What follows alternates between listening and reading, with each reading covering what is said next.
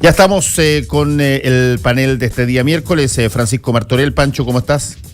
Hola Fernando, muy bien, gracias. ¿Cómo estás tú? Muy bien, gracias. Y también estamos con el sociólogo Alberto Mayol desde Lontananza. ¿Cómo estás, Alberto? ¿Qué tal, Fernando? ¿Qué tal, Pancho? ¿Cómo están? Hola Alberto, ¿qué tal? Oye, ¿nos puedes actualizar, Alberto, solamente para informe, llamémoslo así, noticioso, digamos? ¿Cuál ha sido, si es que sigue la onda dura esta de la Omicron y la variante anterior, muy fuerte en Europa, particularmente en Alemania? Sí, cambió el clima sanitario, volvió a ponerse bastante COVID y cambió bastante. Hay muchas medidas menos restrictivas, pero medidas que involucran que en muchos lugares están solicitando las credenciales, los certificados sanitarios para poder ingresar a un restaurante, para muchas actividades, para los viajes, evidentemente. La verdad es que la sensación de que el virus está de vuelta es algo que se ha producido en las últimas semanas en toda Europa y evidentemente en algunos países ya más radicalmente, porque ya han experimentado aumentos importantes, aun cuando no... Y además aquí en general empieza a haber preocupación cuando los sistemas hospitalarios están con cargas de 20-30%, ni siquiera no cuando están en el 80%. Entonces, en general, ya en ese instante empiezan a considerar que el asunto es más serio. Sí, bueno, el único, siempre el problema cuando vemos informaciones que provienen de Europa es que se ha establecido que de alguna manera lo que pasa en el hemisferio norte es un avance o un anuncio de lo que va a pasar o lo que puede pasar posteriormente, en particularmente otoño, invierno, en el hemisferio sur. Por eso sí, especialmente, Fernando, y es importante decirlo, que la preocupación de la autoridad europea está justamente porque está en la pandemia de los no vacunados. Entonces, ellos tienen cierto retraso por un gran porcentaje de la población, cerca de un 25-30%, que se resiste a vacunarse y que son los más afectados en este momento por eso las medidas de los pases de movilidad y todo ese cuento que hoy se está solicitando muy fuerte en Europa. Por ejemplo, Italia cerró sus fronteras para la Unión Europea para aquellos que no tienen vacuna. Entonces, ese es el llamado que están haciendo todos las autoridades de los países europeos a vacunarse, y que es lo que nos está faltando en Chile, que son 1 millón de personas, 1,5 millones de personas que se resisten, y la cuarta dosis que pronto va a venir, ya está anunciada que sería en febrero, ¿no? Sí, tentativamente, sí. Sí. Sí, bueno, eso por parte de la pandemia. Nosotros estamos aquí pero días de una elección de segunda vuelta y Pancho, ¿cómo estás viendo tú eso? Ya se puede hablar de horas, 90. Ya se puede hablar de horas, sí. Y menos si calculamos que las primeras mesas se van a abrir el sábado en el exterior. En el exterior, sí. Ya no queda nada, pero todavía están pasando cosas, y eso es importante determinarlo. Ayer fue un día extremadamente movido tras el debate. Tuvimos, por un lado, un debate que efectivamente pareció aspectar mejor a Boric en el mensaje que envió, pero que fue empañado de alguna manera por la performance que se dio en el punto de prensa, y que luego recibió el impulso, obviamente mediático, del apoyo de Michelle Bachelet, pero que todavía se está jugando mucho en redes sociales. Yo creo que lo que no tenemos una certeza, y eso es un elemento que es muy propio de esta elección, es qué está pasando en el mundo real fuera de lo virtual, ¿no? ¿Qué está pasando en la gente, en aquel casi 51% que no fue a votar, y si es que parte de ella, un 1%, un 2%, un 5%, se va a movilizar en estas elecciones, por un lado, y cuánto toda esta campaña que han tenido ambos candidatos de mostrarse tan distintos, especialmente el candidato Kast en esta segunda vuelta, va a hacer que aquellos reacios a votar, que estaban más por el nulo, no ir, y que votaron sí en la primera vuelta por uno de los candidatos que no está, finalmente lo hagan. Creo que son las grandes incertidumbres, y esperando también qué va a pasar en estas últimas 72 horas. Esta ha sido una campaña virulenta en algunos aspectos, con mucha información falsa dando vueltas. Es cosa de meterse a las redes sociales y hoy día ver los comunicados, documentos, encuestas, falsedades que se están dando o están apareciendo, y que sin duda en algún porcentaje, muy poco, puede influir si es que aparece algo mayor. Finalmente, el domingo se dirá. Creo que va a ser una elección extremadamente estrecha. Creo que es probable que no tengamos los resultados tan claros a las 8:30, 9, como nos tiene acostumbrado el CERVEL, si es que la diferencia es muy poca. Ojalá que se dé con la mayor tranquilidad y esperemos los resultados todos en calma. Bueno, sí, Alberto, ¿tú has podido seguir de cerca esto también? Sí, sin duda. Ha estado muy intenso, y la verdad es que yo creo que hay ciertos aprendizajes que es importante ir haciendo, ya quedan muy pocos días, pero no da lo mismo para el futuro en el fondo en términos políticos. Creo que, por ejemplo, yo creo que es de libro lo que pasó en términos del debate. O sea, me acordé de una famosa conversación de cuando se retira de Alex Ferguson, el técnico del Manchester United, se retira y se reúne con Pochettino, con el argentino, que él quería que fuera el técnico, pero no fue seleccionado. Entonces se reúne para dar el gesto político de que él tenía un candidato y no le hicieron caso.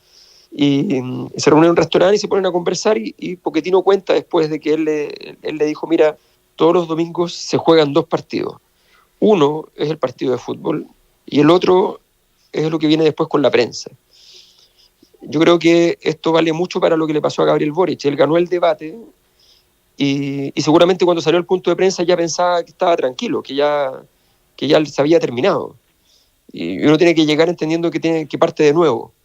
Y obviamente su reacción no fue la más apropiada ni la que había inducido a que el triunfo evidente durante el debate, con un gol que era exactamente el que marcaba la situación, que fue finalmente el que se transformó en el problema a posteriori, que es el examen de droga. Entonces, la verdad es que creo que es bien importante tenerlo sobre la mesa. Ahora, yo creo que efectivamente también hay otra cosa que también es un poco de libro, y es que es saber cuando uno va a hacer un punto importante como el tema de Bachelet, qué es lo que quiere.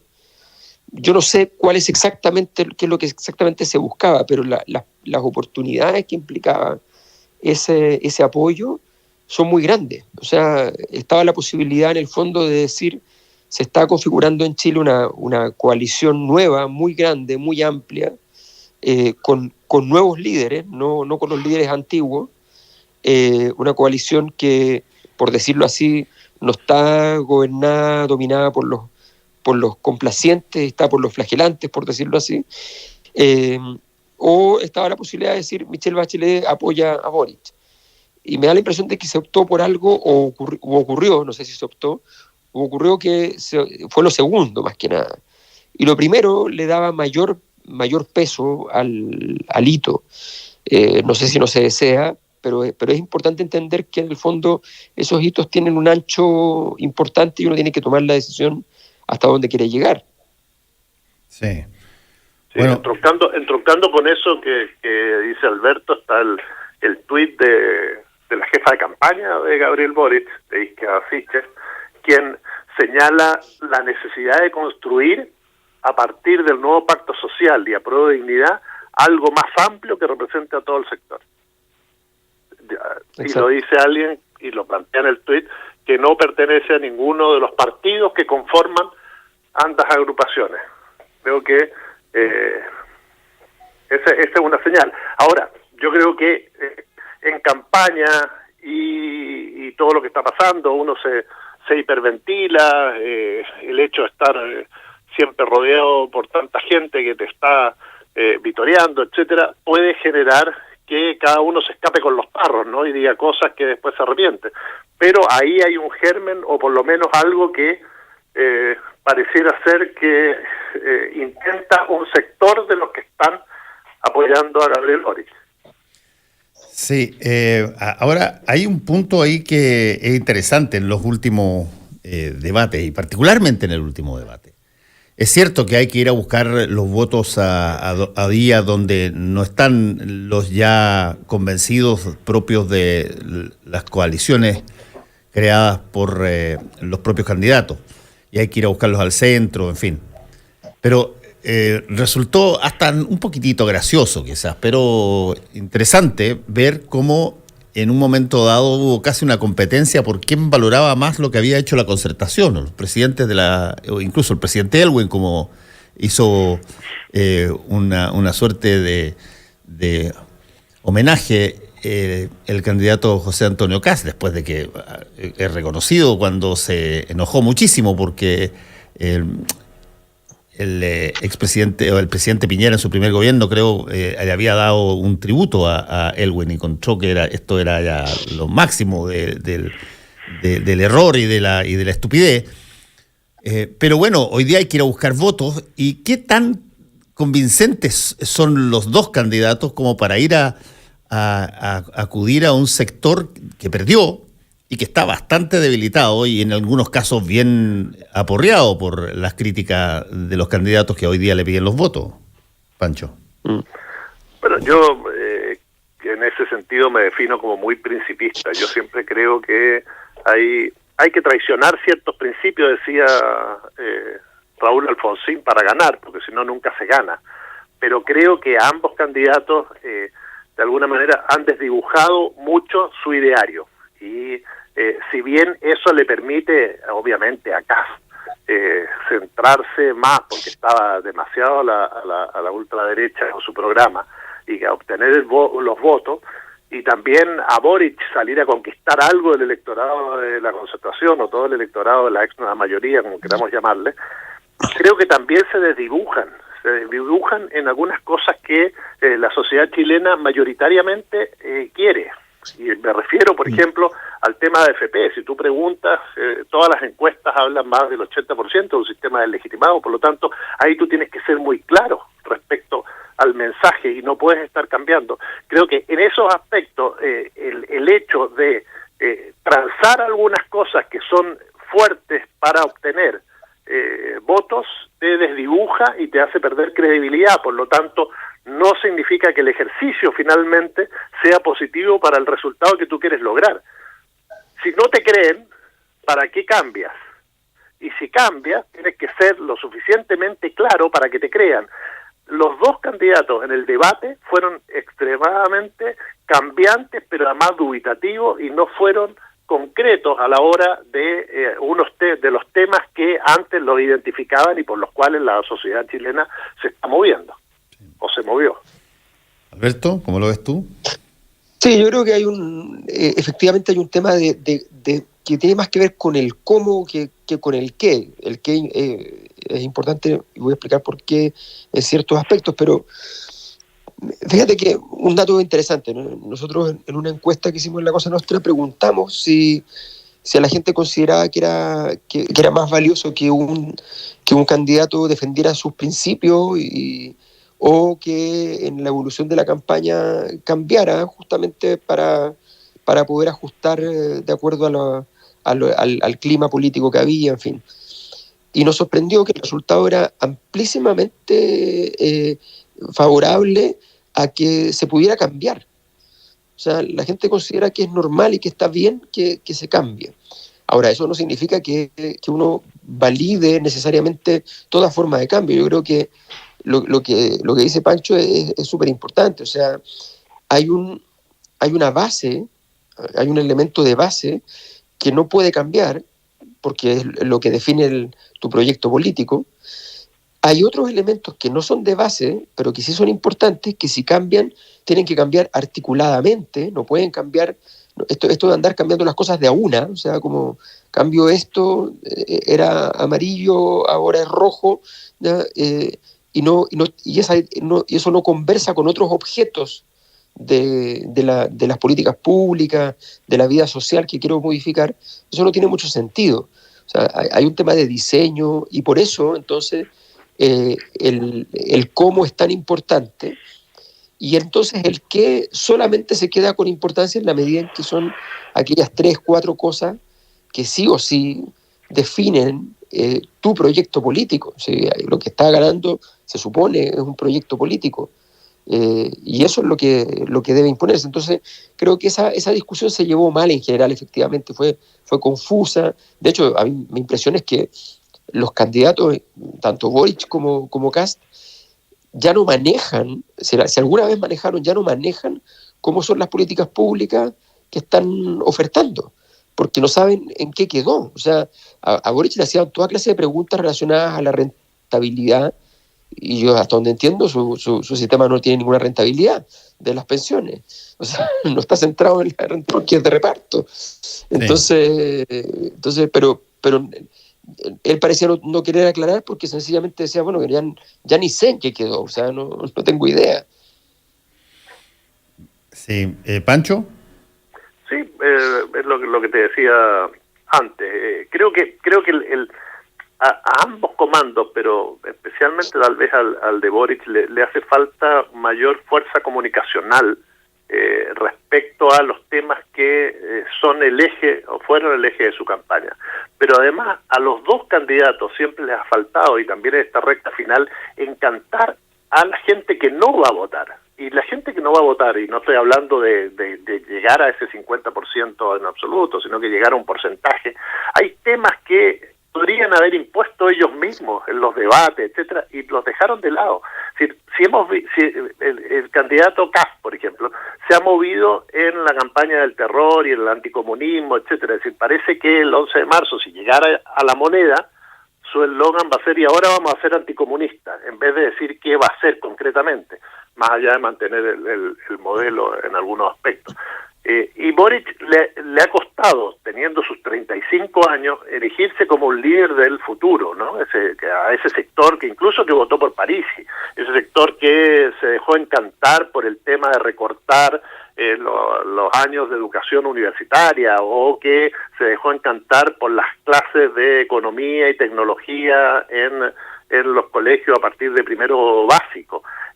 La tecnología, ¿qué va a pasar con este mundo que se nos viene encima? La automatización. Hoy día tenemos a los cajeros y las cajeras de Walmart paralizando o con medidas de fuerza, porque se viene un despido, un cambio importante en la forma en que se van a manejar los supermercados. Y uno dice, bueno, ¿cuál es la respuesta que le dan los candidatos a esas 5.000 personas que hoy atienden una caja y se van a quedar sin trabajo por la automatización de las mismas? Es decir, un poquito más de futuro. Hemos visto muchas ideas del pasado, muchos temas de impuestos, reforma tributaria, que son efectivos, pero también hay que hablar a la gente que está pensando en cómo va a educar a sus hijos, cómo va a trabajar en este mundo que se nos viene, la automatización, cómo vamos a salir de la pospandemia. Creo que ahí los candidatos no fueron capaces de dar el paso. Y es fundamental, es decir, cuando tú te haces una pregunta, y tenemos ese famoso ejemplo del gusano, ¿no? Tú puedes cambiar, tú puedes hablar de lo que quieres. Y aquí, efectivamente, creo que se dieron muchas vueltas sobre lo mismo, encantando al electorado o el padrón que está ahí, pero no salieron a conquistar un voto que también, ciencia, por ejemplo. La ciencia está absolutamente ausente, salvo algunos comentarios, el debate que vimos en la Universidad de Chile, pero los debates masivos, los debates de Anatel, etcétera, no estuvo presente, y ni siquiera dijeron en un momento concreto qué vamos a hacer, más allá de aumentar el presupuesto, como dijo Boric, 3 veces, es decir, que cuál va a ser las primeras medidas respecto a ese tema. Creo que todos los temas que han aparecido, incluso en esta época de post-pandemia, de pandemia, que la gente los tiene muy presentes, no han estado hoy ahí, y eso es fundamental, y me refiero a tecnología, a ciencia, a vacunación, a lo que vamos a hacer nosotros como país, etcétera. Eso por el lado de los contenidos, llamémoslo así, Pancho. Pero hay variables que son mucho más, si tú quieres, superficiales, llamémoslo así. No digo que sean más banales, digo que son superficiales porque están a la vista. Por ejemplo, la variable etaria, la variable edad. ¿Qué tanto sientes tú que José Antonio Kast le habló al público más joven que necesita y qué tanto Gabriel Boric le habló al público mayor que también necesita, Alberto? Sí, yo creo que en general la campaña de José Antonio Kast de segunda vuelta ha sido una campaña de poco repertorio. Yo creo que él se concentró, no sé si es una buena idea, en general los repertorios son importantes, pero él se concentró, visto que yo creo que el arribo de los apoyos a Boric a él lo fue debilitando, el arribo de apoyos para él no eran tan valiosos, tan interesantes, y él quedó concentrado en generar un clima de polarización. Los climas de polarización convienen siempre, en todas partes del mundo, a la derecha. O sea, no hay ningún clima de polarización que convenga a la izquierda, porque la derecha, como ofrece orden, la polarización y el orden aparece como una respuesta. Y la izquierda extrema, como en su polarización lo que ofrece es revolución, la gente dice no por ningún motivo. Entonces eso es bastante lógico, y él se centró en eso y ha estado en eso vía toda clase de recursos, vía noticias falsas, vía todo está encaminado a eso. Entonces, claro, no fijó la vista en un tipo de elector, ni fue preciso en eso. Gabriel Boric sí salió en su campaña, en su franja, que se iba a hablarle a la población mayor, pero le pasa mucho lo que pasa con la izquierda, que sale a hablar a un tipo de persona mayor emblemática, un tipo de persona mayor que tiene una trayectoria política, que tiene una historia de lucha, que tiene un significado, que tiene una relevancia, que conoce la política, no fue a hablar a la población, que era un gran desafío para la segunda vuelta de Boric, ir a hablarle a una población más despolitizada, que tuviera la capacidad entonces de llevar un mensaje que no fuera el mensaje típico del Frente Amplio o de los sectores de izquierda en general. Creo que eso, más allá de algunos aciertos, más allá de algunos logros, más allá de algún clima ético y épico que se logró con la llegada de Izquierda en un momento, la verdad es que eso en general no se logró. La gira por Chile, todo eso fue un éxito en muchos aspectos, pero la verdad es que no fue a buscar gente distinta a la que había, fue a consolidar fundamentalmente. Yo creo que en ese sentido, y la franja estaba muy centrado en piezas preciosas, fantásticas, pero que tenían poco calado en llegarle a las personas adultas mayores que están votando sin pensar muy políticamente, pensando simplemente en lo que viene, en los beneficios de lo que viene, en la tranquilidad, en la paz y en la sensación de seguridad. Sí, bueno, ahí hay un punto interesante porque estas variables hoy día, cuando tienes dos personajes que tienen posiciones tan opuestas en términos ideológicos y presentan sus posiciones en forma muy polarizada, uno tendería a creer que el ciudadano advierte que quien gane no es baladí, es algo mucho más trascendental que cuando la cosa se juega en los medios y las diferencias están en marginales, digamos. Pero eso significa que gente que no ha votado advierte esa situación y sale a votar en una segunda vuelta. ¿Ustedes creen que eso puede ser posible? Yo creo que como se ha dado la campaña y esta segunda vuelta, no vamos a tener una sorpresa de una avalancha de votos nuevos. Tendremos quizá una merma por los candidatos que no estuvieron y algunos que se van a sumar, pero no superaremos los 7,5 millones de votos. Es decir, creo que por ahí vamos a andar. Por lo tanto, los mensajes no llegan ahí. Ahora, ese es un sector que no ha sido bien estudiado a fondo para saber por qué decide quedarse en la casa en una elección que parece tan trascendental. Lo que sí vamos a ver el domingo en la noche es si es que esta campaña del terror logró, de alguna manera, la campaña del miedo y anticomunista que ha hecho CAF, logró penetrar a los sectores que estaban habitualmente votando por la centroizquierda y que se asustan. Ahora, no tanto, y aquí mucha gente puede decir, claro, si uno analiza los datos del plebiscito y todas las campañas del terror, incluso la campaña del 90, es decir, siempre hemos tenido esa. Estaba viendo por ahí un volante que decía Elwin es comunista porque había recibido, ¿te acuerdas? O el candidato comunista porque había recibido el apoyo de Bolodia Teite, porque la foto aparece con él en el volante. Sin embargo, ha logrado esta derecha juntar ese anticomunismo también con lo que ha pasado en países como Venezuela, que tenemos una crisis muy presente dentro de nuestro territorio, que los chilenos la están viendo, y que esa amenaza puede apuntar y fortalecer un voto entre los 20 y los 30 años y un voto del adulto mayor hacia acá. Por eso, el domingo en la noche vamos a poder ver de qué manera estas campañas rindieron sus frutos, cuál fue más efectiva, y también ver si los chilenos todavía queda esa imagen muy fuerte de un candidato muy ligado al pinochetismo, con una clara presencia, claro, sistema de valores. Hasta Paula Daza, ¿no?, dijo: yo no comparto muchos de los valores de José Antonio Kast. Bueno, todos esos elementos van a estar en juego a la hora de votar, y la gente va a tener que decidir para los próximos 4 años con un objetivo, es hacia dónde va a ir este país, y después de eso, bueno, veremos cómo se reordenan esas fuerzas. Ya sí. Ayer Francisco Chaguán, Fernando, decía claramente que esta coalición, PRI, etcétera, RN, UDI y Evópolis, no considera al Partido Republicano. Ese es un elemento, lo planteó ayer en un programa de televisión en La Red, es un elemento que muestra que la gobernabilidad de José Antonio Kast también tiene límites, porque esos partidos no están pensando en una coalición de gobierno, están pensando en una coalición que apoye a el que está gobernando, que es muy distinto. Un minuto tienes, Alberto.